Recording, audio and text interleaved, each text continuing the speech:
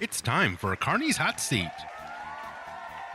Today in the hot seat, Mark Thomas from the Knights of Columbus, Julie Deitchler from the Kearney School District Education Foundation, and Presiding Commissioner Jerry Nolte. Now here's Jim Dickerson, Stacy Bratcher, and Nick Vasquez.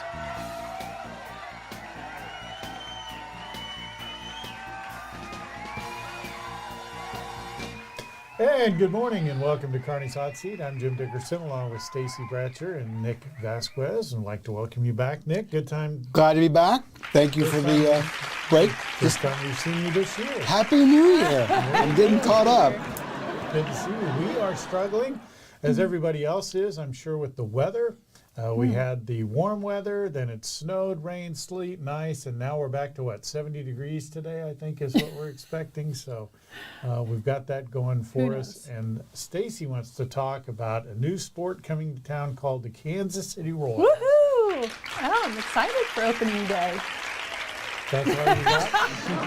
Oh, I'm looking forward to going to the first game on March 30th, 31st. I can't remember. Are you going to the first game? Yeah, We're going to opening day. We're planning to. Yeah, I'm excited. All right. So They're doing really well so that's far what in I was spring gonna say. training. I'll ask you what everybody else says. Are they going to make it? Because every year we go to spring training and we do really, really, really well. And then we come right out of the gate and we lose like 10 games. It's too early to tell. You can't judge these things until after the All-Star break.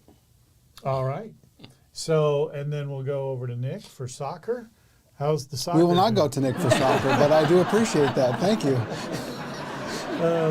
What's new? Well, back with the Royals, Yeah. that's one of my frustrations about the season lasting so long, is that I feel like this time of year in Arizona, the ball's flying.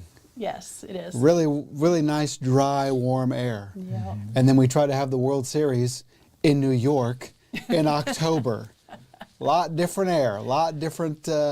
Atmosphere, yeah. Yes, You're right. So absolutely. we ought to shorten it up, you think? I'd like this to be done around September. I'm not Used going to to be. disagree with that. And the weird thing is now that, so the NFL is more popular than it was when they started to really lengthen the season. I'm wondering, I don't know that they would ever allow you to go back to make it shorter. Good. I don't know. You know what I mean? I think it But has- Anything it can should. happen. Because if you go back when you look at the records, they'll sit there and say Reggie Jackson hit his game-winning home run in the World Series, and the regular season's still going on. So we should be done. I agree with you. Mark that down. This is the first time that Nick and I have ever agreed on anything. And ultimately, I think, unfortunately, it has more to do with money and rights and the networks and That's all of true. that, as opposed to the actual game, I would agree That with is that. probably true. which is unfortunate as well. I'm not going to disagree with that. I will say this. Okay, let's talk about it. Okay, let's do it. For those of you who are not aware, there is a new rule that is going to be coming into the Major League, and they're trying it down in spring training. And I saw it, and I'm perplexed on this. It has to do with the way they call balls and strikes. So the umpire still calls the balls and strikes. However, if the catcher or the batter, I think they're the only two, doesn't think the call is right, they can tap their helmet or tap their head or whatever, and then the call is immediately reviewed. It's a pretty fast process. So the umpire will turn around and say, just like in football, the play is under review, and then they put it up on the scoreboard, and you can see if the pitch is a strike or not. Now, the funny thing is, I went to a spring training game about a week ago. First pitch. The guy appeals it. Oh, my Very goodness. first pitch. I was like, we're going to be here all night if this is going to go on. And the thing was, the pitch was called a ball, but it was a strike. But I mean, just barely. And it tells you by how far. And it was like .0000. And I'm like, come on. So there were probably in the course of that game, probably 8, maybe 10. And I was like, we were taking the game that was really shortening up, and now we're lengthening it out. The funny thing is, too, and some of the people have started to realize this, know where you are in the game. So if you watch the Royals the other day, they were up 16-3, and a guy peels a pitch, and I'm like, come on. So It's early. Yeah. I don't know if I like it or not. It's similar to the NFL that what I don't like is if it takes longer than a minute or two, you go with the call on the field. We don't need to look Yeah, at when in 25 different angles, all the different, like, Right. if you can't call it in a minute or two with this super technology, then you go with the guy that was 3 feet from the call. I will admit that the call is quick. It probably takes less than 30 seconds to do it. And to your point, the pitch clock, we had to shorten the game, which I didn't like. If you don't want to be here and your schedule doesn't allow, don't come. Or leave when you have to. But now we're going to put this in to lengthen it again. Well, to me, human error is a major part of these games, whether it's the players, the coaches, even the referees. It is a part of the game, and I think it's what makes it so fun and interesting to watch, is either how well we do as humans or our errors we make as humans. But as long as we're making those errors fairly, each team is getting the same kind of strike zone call, that kind of thing. I just think it's what's the point of playing a game if we're going to take the human nature out of it? But you know what you don't see anymore? Arguments. When's the last time you saw an umpire and a manager or a player just go out there and go at And it? I missed that. I know, that was part of the game. Now you don't even see it. Yeah, they still do it a little bit. Yeah, once every 19,000th game. No. The Interesting. other what here? So Didn't know they were doing Brian, welcome to the program. Hey, Brian. What Hey, I thanks want for you to having do me, guys. is- We're so glad you're here. so what do you think? I never liked the pitch clock. I like playing the game. Just let them. That's right. Just let them play the game. You See, I know, like- and Yes. get rid of all I- this stuff. And I like Stacy's viewpoint of let them play. It's the human condition of it, and That's right. and keep it in there. You know, all these technical things are kind of spoiling it for But me. what about go back to the game where the guy had a perfect game, and those are so rare. Had the no hit, maybe not a perfect game as a no hitter, and then the umpire made a mistake at first, and it was it was obvious. It wasn't like they took. Do you think he's the first person to ever experience that? No, but I'm So- saying that is a major thing. I think I hate to take away something that's that important. So I will say this: I didn't like the pitch clock at first. Now I do. Nope. But mark this down. Brian, hit record and save this. Okay, you got it. Because It's here's going. what I think is going to happen. They're going to do this appeal thing for about a year, maybe two. Then what they're going to do, they'll keep the umpires on the field, but the home plate umpire will have something in his pocket or on his belt or something like that. It'll buzz for a strike and it won't for a ball. And then there won't be any appealing because the machine's going to be calling the balls and And strikes. I think that's a really sad day when our umpires and referees don't even need to know the game anymore because a little computer is going to tell them. That's, Well, you know again, it voids the quality. Devalues, thank you.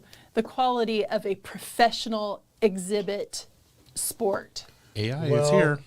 Prepare yourself for sadness, Stacy. 2 words, not happy, Bob. Stacy, maybe you can spread your joy and tell us what's coming up next. Well, coming up next, the Knights of Columbus. Boy, they sure do a lot around our community. And Mark Thomas is going to join us to tell us more about the Knights right after this.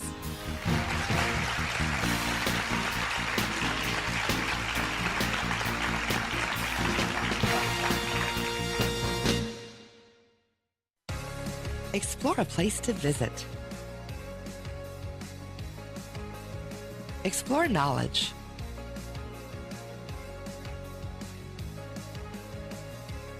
Explore fun. Explore relaxation.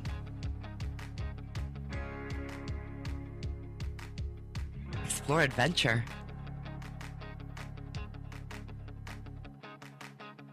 Explore a hometown.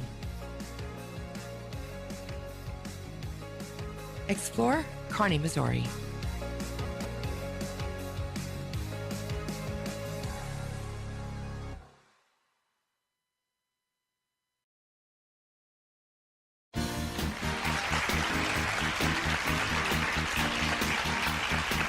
Welcome back to the hot seat. Chief Mark Thomas is the Deputy Grand Knight of the Knights of Columbus here in Kearney, and they have some delicious events happening this month. Welcome to the hot seat, Mark. Thank you very much. You're welcome. So tell us about these delicious events. What's going on? Well, every other week in Lent, this is our second time that we're doing it. We're doing our annual fish fry. It's at the Annunciation Community Center. And we serve from 5 to 7. We have takeout. It's just we've been doing it for like 34 years, I found out the other day, which is a tremendous accomplishment. It's take amazing. All the money that we make goes back to charity. It's kind of a great family event, kind of a community event, really. And there's a lot of people that have either been to the fish fries or are looking forward to it. Yes, I hear about them every year. Everybody wants to know, when are they? When are they? So how many volunteers do you have working the fish fry?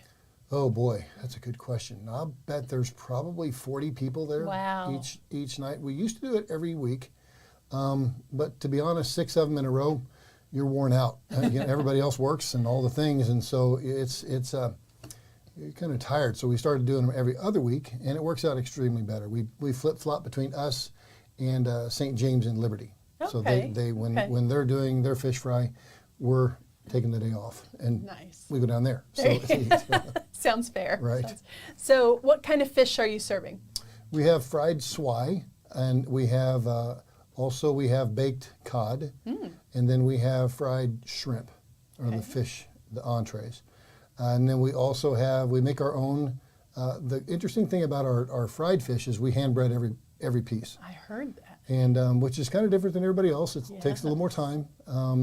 But we also make our own macaroni and cheese, and then we bake it. We have our own coleslaw that we make from scratch. We make all of our sauces from scratch.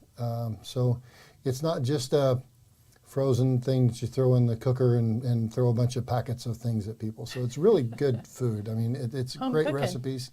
Yeah, it's some really good recipes over the years.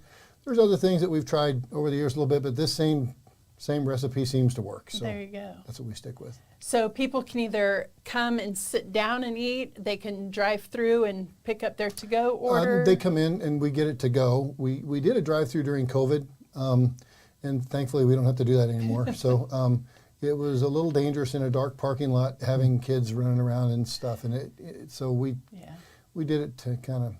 This is much better. You can get it to go. You can come in and walk in, and then we can package it to go for you. And what's the price per person? It is $14 per person. Nice. We are Very proudly a little bit cheaper than everybody else around us, but prices, as you guys know, go up so much, and it's hard to. We're not trying to, we want to keep it reasonable. Right. Everything goes to charity, and so that's kind of where we landed this year. It was 14. So is there one? When is it then? The next one is this coming Friday. Okay. And then we'll be off a week, and then we'll have one the week after that. Okay. So right up until Easter. So am I the only one in the whole studio here that? What was the first fish? It's called swai. It's a catfish. Oh, did you know that? I didn't know it was a catfish. Did you know that? I've heard of it. I didn't know it was, but I've heard of that fish. Yes. Okay, I had no clue. Yes, it's really good. Learning It's a white has fish. occurred. Is it locally caught? No, it's locally bought. There we Does go. that count? What does the planning look like? When do you start this, and getting all through the weeks and getting to the end? It's got to be quite the undertaking. It is.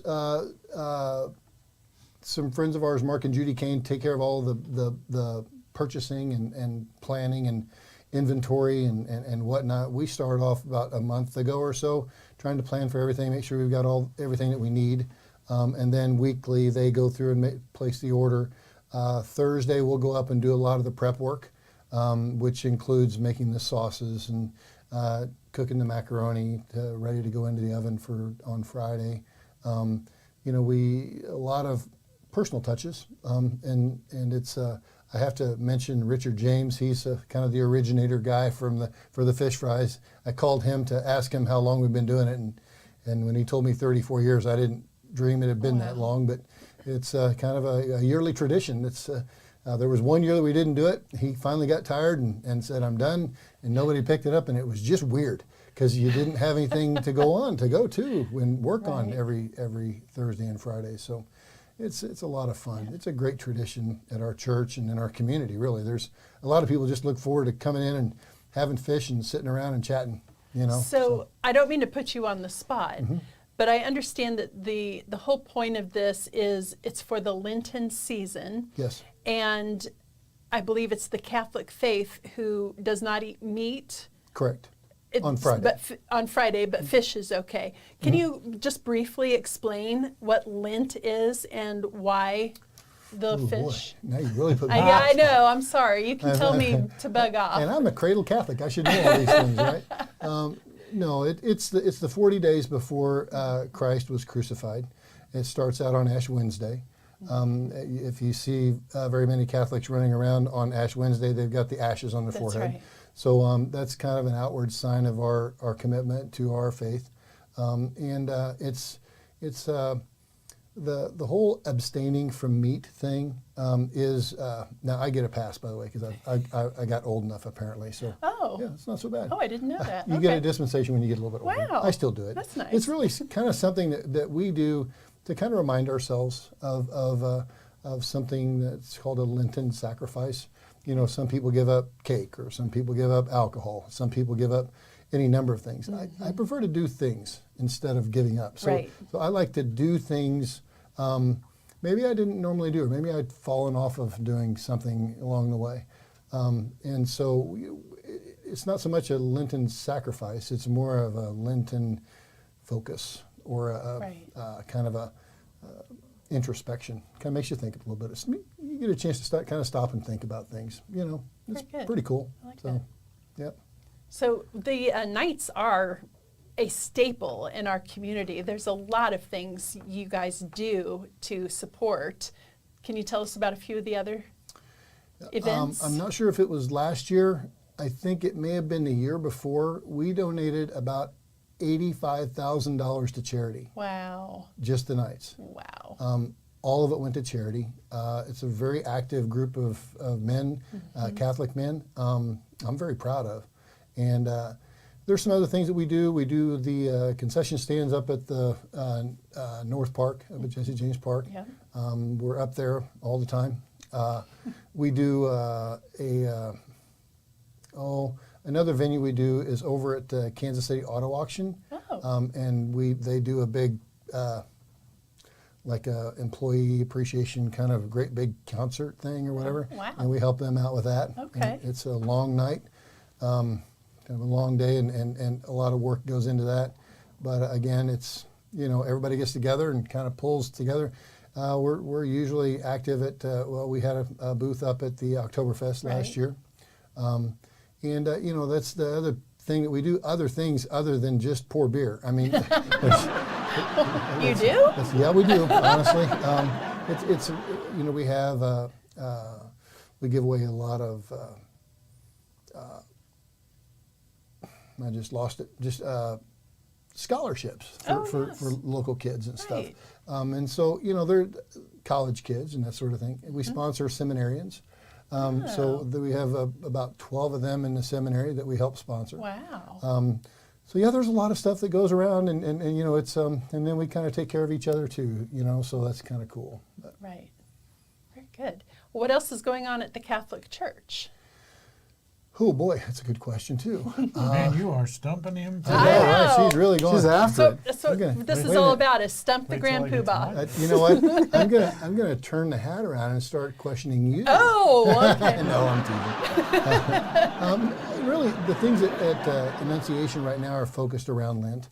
You know, we're preparing for the our Savior's resurrection and everything, and certainly Easter is a joyful time. Yes. I always say that we start out our fish fries cold, and by the time that 6-week period of time, you can usually wear shorts. But I'm not so sure this year with the weather, it's going to be hot or cold. So I mean, it's gonna be crazy. Yeah, but typically you start out wearing everything you have, and then when you get by the last one, you know, you're walking in shorts and a t-shirt, so it's not so bad. Awesome. Well, tell everybody again, where can they find the fish fry?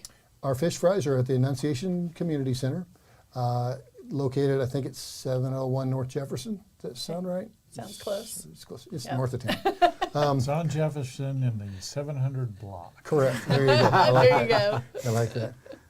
And it's this Friday from 5 to 7. It costs us $14 a person. We have fried fish, baked fish, shrimp, potatoes, coleslaw,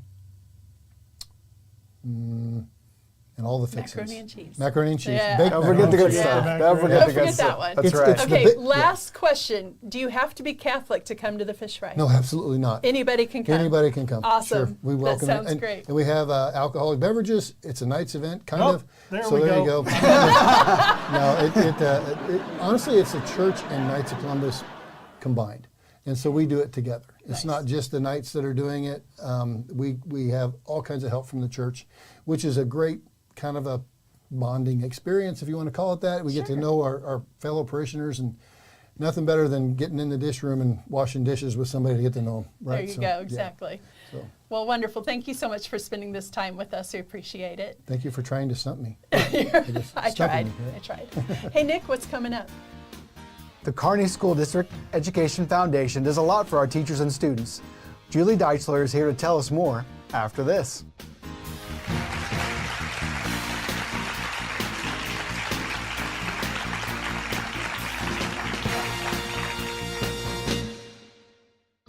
Kearney Trust Company is your local bank offering personalized financial services with a focus on what matters to you. From checking and savings accounts to home loans and retirement planning, they're here to help you achieve your financial goals.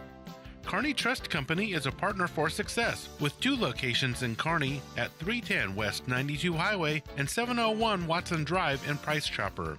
816-628-6666 or kearneytrust.com. Kearney Trust Company, banking you can trust, member FDIC.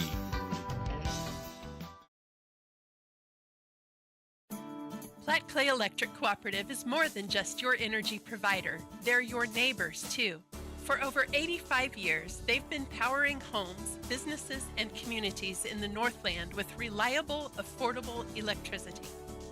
As a cooperative, they're owned by you, the members. That means every decision they make is focused on serving your needs, not profits.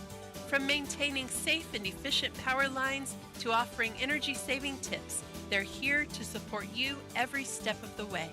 Platte Clay Electric Cooperative, empowering communities and energizing life with safe and reliable energy.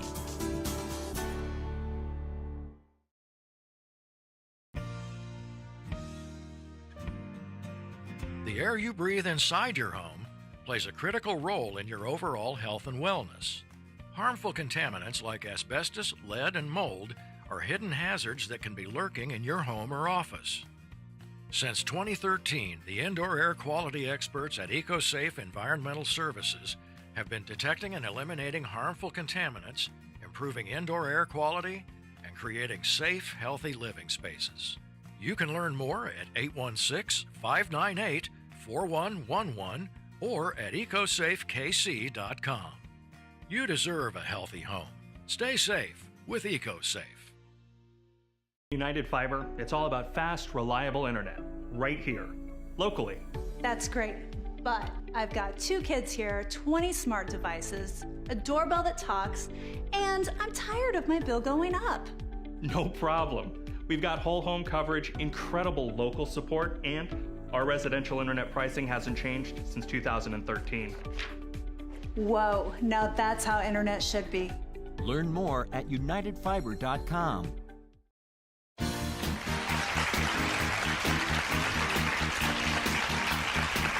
The annual Turkey Trot is just one way the Kearney School District Education Foundation helps raise extra money for teachers and students. Julie Deitchler is here to tell us about an exciting new way. Welcome to the show, Julie. Thank you. We're glad you're here. So tell us about the Education Foundation. We've got some big things happening. Where do you want to start? Well, we can start with the game if you want to. Sure, let's do that. Okay. Let's make sure we get that in. Let's go for it. Tell us about it. We have a brand new fundraiser coming up this spring, new to Kearney, new to us. It's the Harlem Wizards. Yes. Hopefully you guys have heard of it. I have. How would you describe the Harlem Wizards in case somebody hasn't? Oh, okay. So this isn't just a basketball game. Yes. I would call this an experience. Okay. It's very interactive, great for families, entertaining. There's some comedy, there's some trick shots. So it isn't just a basketball game. Actually, it really isn't about basketball at all, if I were to describe it. It's a show, and it's a lot of fun. Kids love it. They're interactive. And I mean, I don't know. I don't get to hang out with professional ball players that often, so I'm excited about it. And I'm excited that it's at our field house because we've never used our field house in this way. So a smaller venue, you're up close, you're personal. Every seat's a good seat. So who are they playing? They are playing the KSD Bulldogs, which is a team led by Coach Dylan Starzl, our Kearney High School basketball coach, if you aren't familiar with him. And it's going to be a team of our educators. So from different buildings across the district, so not just one Very building. fun. Yeah. Okay, give us some of the details, the days, all those things. How can we get involved? How do we do this? Okay, well, it's April 11th, which is a Saturday. It is at 4:30. And doors open at 3:30. Tickets are already on sale. You can. Where do we find those? How do we get a ticket? I'm glad you asked. There we go, see? You can head to our website. That would probably be the easiest at www.ksdef.com and go to events, and then you'll find the Wizards, and you can get tickets that way. It is also on the Visit Kearney mobile app. Just so you know. It is, yes. All one ticket type? Some options? What can we do there? There are options. So there's general seating that starts at 25. There is reserved seating that gets you a little bit closer for 35. And then there's courtside. Now those are limited. We only have 40 of those. But those have special perks. You get a meet and greet with the Wizards and some other special things that come with those. Fun. They're also courtside. So I don't know if you guys have seen the seats that the basketball team sits in, and they're like, okay, so those are the seats. So you're going to be right up front on the sideline. I'm not very good with terminology. The boys have been trying to teach me. How's that going? You enjoying that part of it? Well, you know, you think you're a quick learner until you're trying to learn basketball lingo, and yeah. Courtside's pretty self-explanatory. I'm just going to throw that out there. See, I feel like it is too, but then I kept calling the sideline something else, and they're like, it's a sideline. So the Harlem Wizards, is that like the Harlem Globetrotters of years gone by for those of us who are maybe a little elderly? Yes. Oh, that's okay. I'm in that group. Okay. That's what I grew up with the Harlem Globetrotters. So it's basically the same concept. They're a subsidiary. They just focus on smaller venues, and they are fundraising focused. So they PTOs, PTAs, school districts, booster clubs. Yeah, that's their focus. It's very exciting. Yeah, it is exciting. Yeah, I'm excited. So tell us about how we're going to use the funds. What does that look like so people can have an idea of it's a great cause, it's a wonderful entertainment evening. Mm-hmm. What happens after that? What's the purpose of all of this ultimately? Okay. Well, so there's two things happening here. We're raising money not only for the foundation, but for the high school basketball team because they are working with us on this. We've partnered together, so they will be there working the event. But as far as the foundation, so that goes into their activities account. But for the foundation, what our funds are used for are classroom grants, Kearney High School senior scholarships, and the Grow Your Own program. Those are our three biggest programs that we have. We have other programs that are smaller, but those are the three biggest ones. I'm not familiar with the Grow Your Own. So Grow Your Own is new. It actually started with a grant from the state of Missouri that was removed this year, and so the foundation picked it up. But that is a program specific for Kearney students who are interested in going into education and coming back and teaching in Kearney schools. Nice. Yes. Okay. And it is working. Makes sense. Yeah, we've had a few, that we have now in the Kearney School District who've gone through this program. It's a kind of a fascinating program. I don't know a lot about it. Mindy Solmonson would be the one you'd want to talk to if you wanted to learn more about that one. But yeah, we're excited to be part of it and to be able to continue it because without the grant, it was going to get canceled. So the foundation was happy to be able to pick that up. Nice. Yeah. So I'm a business owner, maybe I don't want to or have the availability to go to either event, the Turkey Trot. How can I get What does that look like? We have sponsorships, we have other opportunities. Talk a little bit about that. We do. We have several sponsorship opportunities. We just recently switched to an annual sponsorship form, which has, I don't know, 5 different levels, I think, to that have some perks that go with both events. And we have 3 options that are specific to the Wizards game and 3 options that are specific to Turkey Trot. So if you have something that's near and dear to you that you really want to support, we have options there. So just I want to make sure I understand what you're saying. If I'm a business owner and I just want to have access to a certain level to all the events, there's a level to do that. Mm-hmm. If instead, hey, something new, the Wizards are coming, I want to just hit on that, you can do that. Or we've all heard it before, I've always supported this one event, I'm going to keep supporting the event. If that's the Turkey Trot, there's an option to do that as well. Correct. And so they just contact you? They can. Yep, they can contact the foundation, and they can contact the school district, email, our website. I mean, yeah. And you know what else? I don't, but please ask me. I'm going to tell you. I'm ready. Please tell me. On the game, it is, and correct me if I'm wrong, Brian, but my understanding is the game is going to be broadcast on the radio. Am I right on that? I heard that. Yeah. Oh, So okay. now learning has occurred. That's your big nugget. I'll be leaving now. So you've not been with the foundation but for a little bit, so talk about what that's looked like. Correct. I just started in the ED, which executive director role, in July. So it feels longer than that, but it's actually, I'm really new to the role, and that's exciting. Big for the foundation. Huge. Yes. Yeah. Before that, there weren't any employees. Well, I was a part-time employee before that, and then moved into this ED position. Has it turned out to be all you thought it would be and so much more? It has. Yes.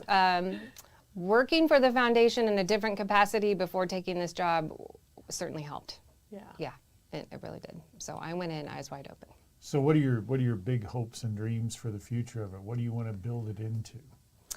Well, right now, other than a game on the 11th. On the game, which will be broadcast, by the way, on 102. We Covered that. Well, I have an amazing board this year, and we have lofty goals.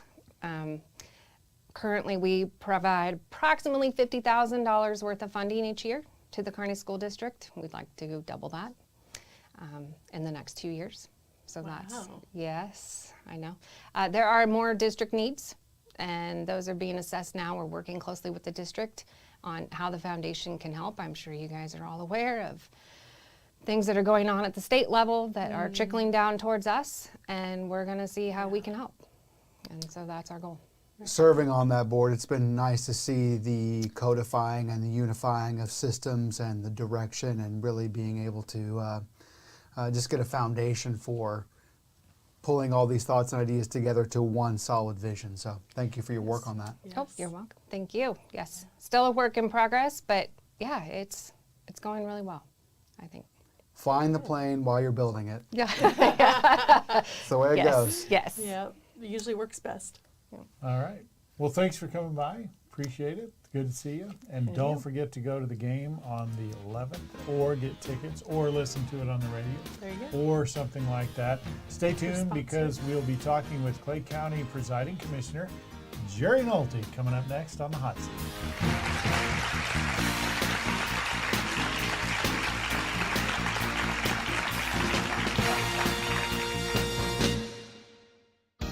Kearney Trust Company is your local bank offering personalized financial services with a focus on what matters to you. From checking and savings accounts to home loans and retirement planning, they're here to help you achieve your financial goals. Kearney Trust Company is a partner for success with 2 locations in Kearney at 310 West 92 Highway and 701 Watson Drive in Price Chopper. 816-628-6666 or kearneytrust.com. Kearney Trust Company, banking you can trust, member FDIC.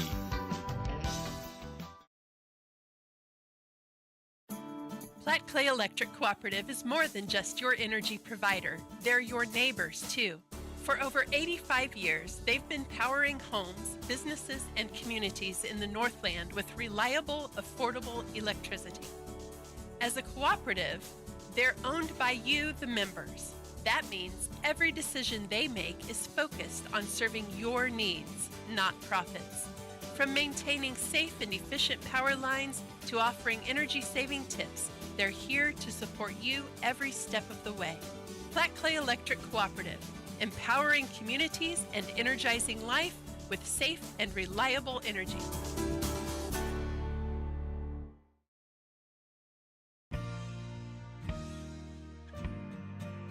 The air you breathe inside your home plays a critical role in your overall health and wellness. Harmful contaminants like asbestos, lead, and mold are hidden hazards that can be lurking in your home or office. Since 2013, the indoor air quality experts at EcoSafe Environmental Services have been detecting and eliminating harmful contaminants, improving indoor air quality, and creating safe, healthy living spaces. You can learn more at 816-598-4111 or at ecosafekc.com. You deserve a healthy home. Stay safe with EcoSafe.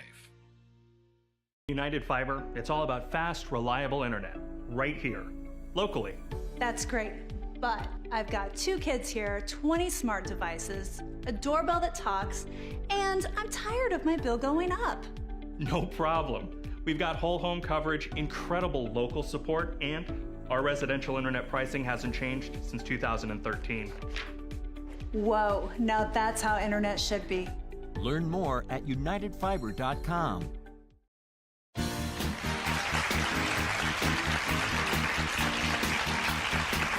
And welcome back. Election season is coming up soon, and Clay County Presiding Commissioner Jerry Nolte just announced he is going to run again. Welcome back to the hot seat, Commissioner. Good to see you again. So we all know you're running. We'll talk about that in a minute, and then we'll hit the hot questions first.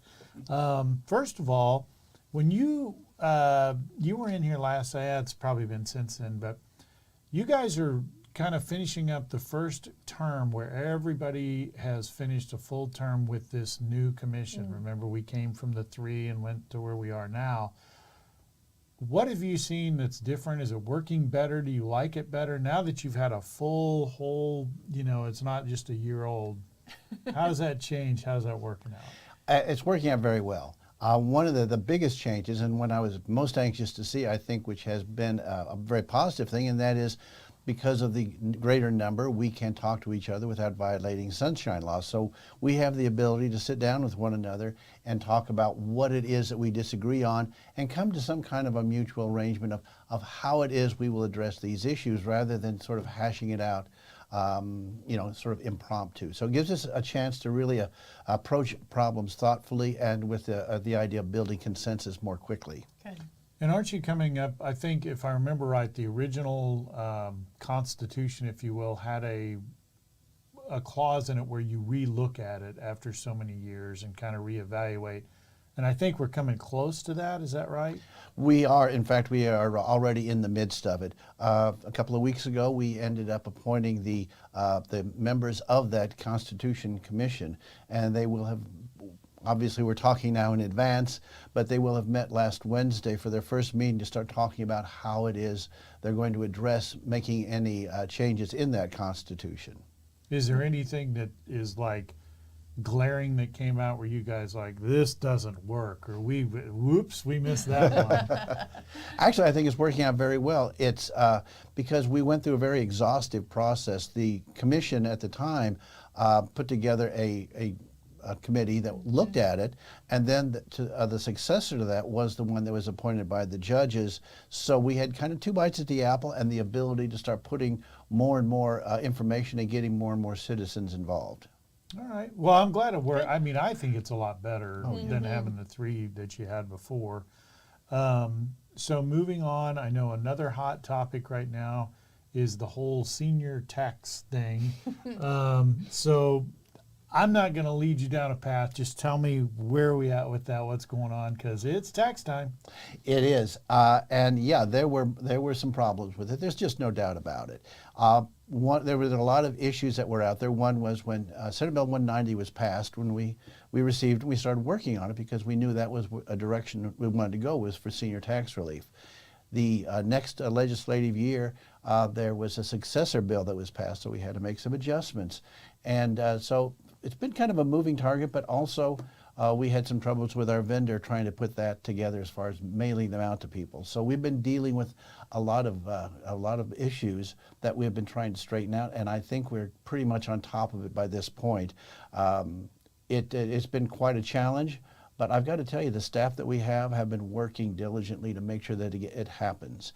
We were even to the point to where about 17,000 of those tax documents had to be done by hand as opposed to go through the computer. Wow. That made life more than a little bit interesting. But I believe we've gotten to the point now to where we have a handle on it, and that we're going to be running, a lot more smoothly after this. Okay, and will that, is that going to be a program that continues? I don't remember how that whole thing. Yes, it will be a continuing program, so it will keep going, and people who enroll and who are able to continue enrolling will have it as long as they occupy the home that they live in, that is to say, the house that they live in. And it's one of those programs that this year it's going to be helpful. But as the years go by and taxes rise on everyone else's real estate, quite honestly, it's going to remain relatively steady for our seniors.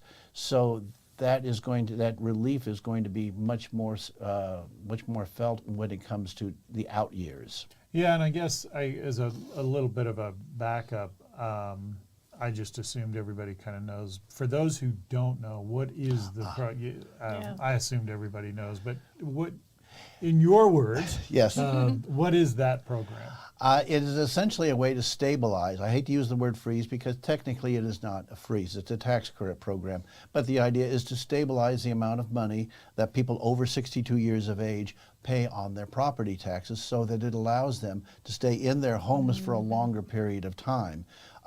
So often what happens is if you've got a senior who's living in a house, the property taxes they end up paying end up being more than their original house payment was.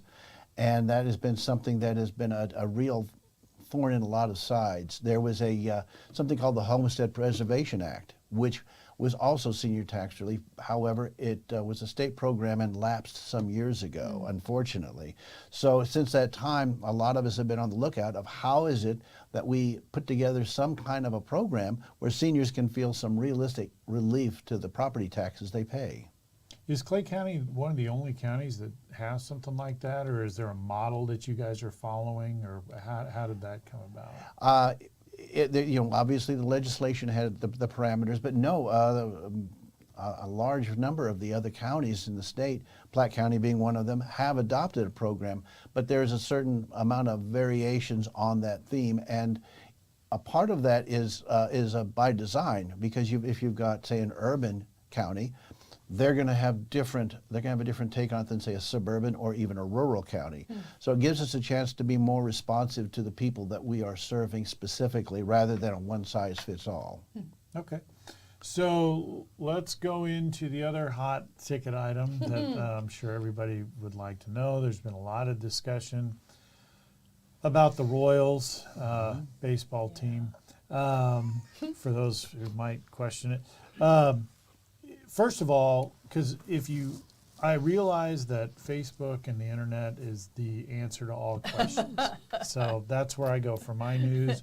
Maybe the answer to all You heard it here first, folks. For those of you sitting at home that have often wondered, I wonder where he gets all his knowledge. Now you know. So first of all, because I read this the other day, and I actually had to stop because someone said, well, but the Chiefs, and I was like, the Chiefs were never part of this. Correct? Not the stadium part. There was some talk at one point about the training facility, but that never really quite gelled. Right. So the Chiefs were never, they were talking about a stadium, and I said, I never remember that. The Royals, however, that has been a discussion, and there's been a lot of back and forth with that. So just where are we? And we'll just let it go at that. There you go. We, some time ago, put together what we felt was a good position to present to the team. One of the things you have to remember is that we are not the only partners in this as far as the Clay County location goes. We also have the City of North Kansas City, which are very interested and very active, and we've also got the state of Missouri. So the idea that you know, we all three are active at the same time does not necessarily happen that way. So we have our offer out there, or at least our proposal, and we'll see where that takes us, but you've got to have the other two entities also lining up, and those discussions happen also. But I will tell you one thing, and that is that we as a county are not interested in having a bidding war. We're not going to have a race to the bottom on this. We feel as though there is a possibility for some kind of an arrangement to be brought to the people, but this is not the time you start throwing money at a problem.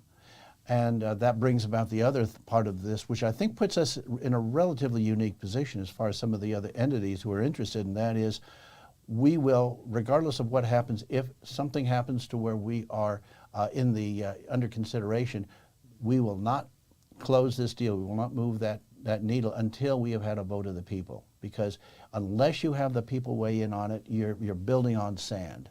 I think we see that across the state line a little bit, but I personally, and the feeling I get from the other commissioners is that we are not prepared to commit the people to this kind of a debt without their explicit approval at the ballot box. Yeah, and that's one of the interesting thing, because I think you brought it up, but in Kansas, where they're talking about moving the Chiefs, it seems like they made a decision, but then forgot kind of an important aspect of that, which are the people that live there. And now people came to the reality, this isn't free. Somebody's got to pay somehow. One of the things that I have always found interesting, and I think you guys kind of hit on it, is you have a lot of people who are very vocal about it, but a lot of the people that are the most vocal don't use the facility. And I'm going to go back to the airport when the new terminal thing was being built. A lot of the people that were most vocal about that whole project go to the airport maybe once a year. But the people who use it on a regular basis are like, well, you know, I really don't need a men's clothier shop by Terminal B, because I can't remember the last time I went to the airport and bought a suit. I'm sure it happens. But the same thing with the stadium. Why, did you buy one last week? I don't want to talk about it. It's a touchy subject. But the same thing with the stadium. There's a lot of people who are all in this stadium concept, and I'm like, how often do you go to a game every year? I mean, a lot of them probably you don't, or once a year or something like that. Do you guys have any?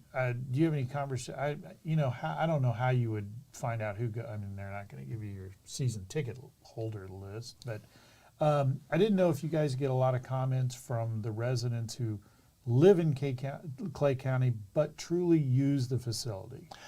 It's kind of hard to really quantify that, just because it's usually not, well, you know, are you a season ticket holder or any questions like that? Because when you get right down to it, they are still the boss. If they go to every game in the book, or if they go to one game every 5 years, our focus is, at least my focus anyway, is not on how that particular citizen attends. What is on my mind is, do they feel like this would be a good return on their investment? And that is where we have to stay focused, because would it be cool? Oh yeah, it would be very cool. Is it cool enough to be worth X number of dollars? Well, let's see. Let's talk about that. Then you have to get back and crunch the numbers. But the other thing I think you have to keep in mind about the location is, it is a spectacular location. You've got right about 100 acres. It's all, broadly speaking, under one ownership, and the location is great. The idea that a lot of it is cleared makes it prime for any number of opportunities. So while we appreciate the opportunity to be involved in this, clearly there are other options out there, and we are certainly wide open to whatever opportunities are best for our folks in the county. So. Enough of that.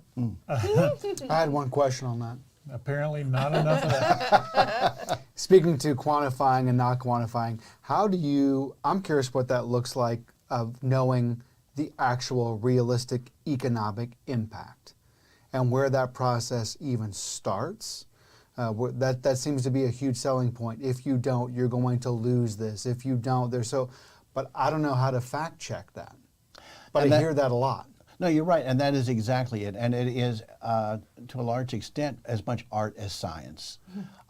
So what you do is you get you bring in people who are experts in these matters and who can understand and crunch the numbers, because it's like any other negotiation. One side is going to play up their good points and probably play down their not so advantageous points. Right. So you've got to cut through the BS, quite honestly.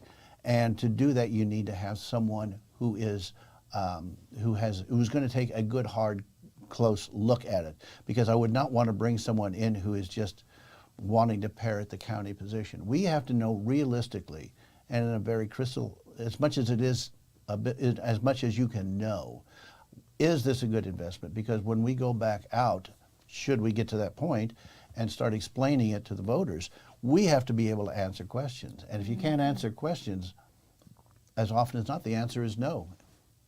Yeah. So going full circle, we know you're running for re-election again. And so let's talk, as you come up for re-election, what are some of the things that you've accomplished that you're really proud of going forward, and then what you want to expand on with your re-election? Well, a couple of things that we've done is we've managed to do, I think, a good job on property taxes. We were just talking about that. In addition to that aspect of it, generally we have been able to lower the county general levy, generally speaking, in fact, more often than not, below the Hancock requirements. We also managed to, by a vote of the people, be able to lower the commercial surtax, which it was shocking when I found out about it, that the tax that businesses were paying in Clay County was higher than the counties in our immediate area, including Jackson County. I found that a little depressing, quite honestly. I would like to see us at least be a parity, because we have to be able to be competitive. We have been able to go from a time when the sheriff's office was underfunded and, quite honestly, disrespected. And we've managed to turn that around, thanks in no small part to my fellow commissioners, because we need to go through this stuff as a group. So when I talk about stuff that I am proud of, it's more accurate to say we than me. But we are now at a point to where the sheriffs can come to us. We're not involved in God knows how many lawsuits. We are, for the first time in some time, fully staffed in the sheriff's office. Our pay is up to, it's close to $62,000, which is good. It's not top of the tree, but we are competitive now. And so we are even starting to expand. So I think the relationship that we have with our sheriff is worlds better. And so I think that's something that we need to deal with. That also, another thing that we need to make sure that we mention is roads and bridges. We are a growing county. We need to make sure, because the county itself is dealing with largely unincorporated. So we need to make sure that we are able to put in the infrastructure so that we have the ability to grow in a very sane way that is most advantageous for our people, because that is our job, is to look out for the folks. So what are some things that you want to build on should you get reelected? Well, going back to the sheriff, because we have a great sheriff. We are blessed to have had back-to-back two outstanding sheriffs in Paul Vescovo and Will Aiken. So, I mean, that doesn't happen every day of the week, so we should count our blessings. One of the things that we did, and I would like to see us build on, is we were able to put together the Law Enforcement Resource Center, the LERC. That's great. It took us a while to get it done. But what we need to do is we have a long-term issue with with jails. We are going to have to come up with a long-term solution. We've been talking about it for a while, and I've had conversations with the sheriff about it. But the thing is, I believe we've reached a point where we've talked as much as we need to talk. Now we have to take action, which means coming up with some kind of a plan, some kind of a research that will allow us to say, okay, folks, here is where we feel we need to go. One of the other issues that I would like to see through, so to speak, is the economic development. Whatever happens in North Kansas City will be significant. but we also have the area up there at 152 and 435. Excuse me, and that is getting ready to become developed. We need to make sure that when we develop that, we are developing it in a way that is the most advantageous for our people, because that could easily become one of the hubs of our county's economic activity. So we need to make sure that we do this correctly, because that, once again, similar to Northtown, is another large tract of land, this land being greenfields for the most part. And we have the opportunity to really start with something special, something that is unique within our metro area. And it's very exciting. And those are the kind of things that really make a difference. But what really moves all that stuff is, how is this going to affect our people? We want to make sure that we have the greatest opportunity for them to prosper and to have very pleasant lives and stay here, for the duration.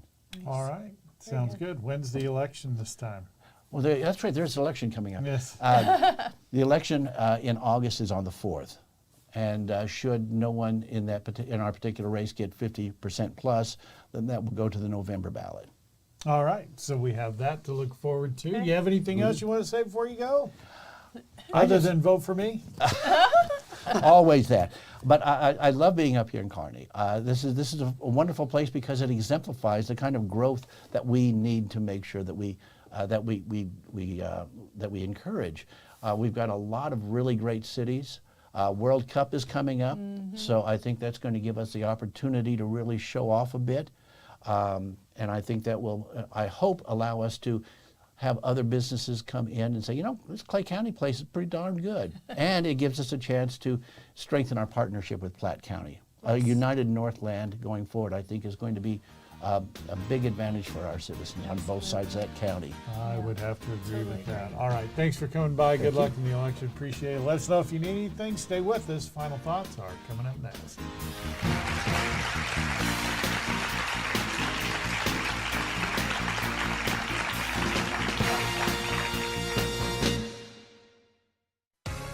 Explore a place to visit. Explore knowledge.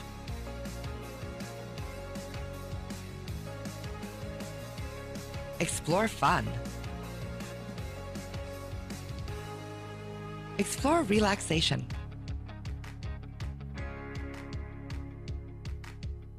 Explore adventure.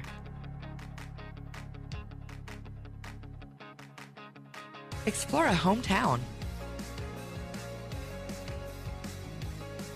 Explore Kearney, Missouri.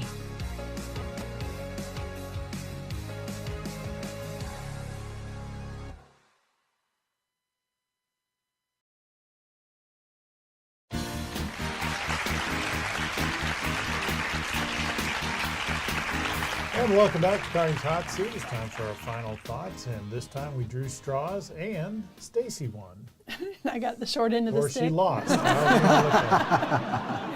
Well, speaking of organizations that do great things for our community, the Kearney Enrichment Council is planning their annual gala. This year it will be the Black and White Ball. It'll be on Saturday, March 21st in the evening at the Annunciation Community Center. You can find all of the details and links for tickets on the Visit Kearney mobile app. It's going to be a really great time. They've got a lot of good things and entertainment and things planned for us, so I hope to see you there. All right, very good. And over to Nick. We are continuing to experience success all around in our school district, and it's an exciting time. Quick review: girls wrestling, historic 4th year in a row, 1st place. Boys wrestling, silver state finish. Girls swimming, 21st out of 58. The Golden Girls, the 3rd place finish at state. Our cheerleaders recently had a stunt event, did really well. We've got a lot of great things happening, and so many sports, spring sports have started. Don't miss an opportunity to come out and support our students as they continue to be successful. Again, what a great time. Don't miss it. Congratulations, Bulldogs. And if you want to be a part of that great time, don't forget that baseball season is getting ready to fire up. Yes. We talked about it in the open, but this time we're going to talk about Kearney baseball. Once again, they're going to carry it on 102.7 FM, KPGZ, so you can listen to it online or on the KPGZ app. I think the first game is March 25th. If you are a business owner, don't miss out on your opportunity to sponsorship, and I understand there are only a few left. Why? Because Bulldog Sports is so popular. That is exactly why. So make sure you get a hold of Brian over at the station. That's all the time we have today. Thanks for joining us on Kearney's Hot Seat, and we'll see you next time.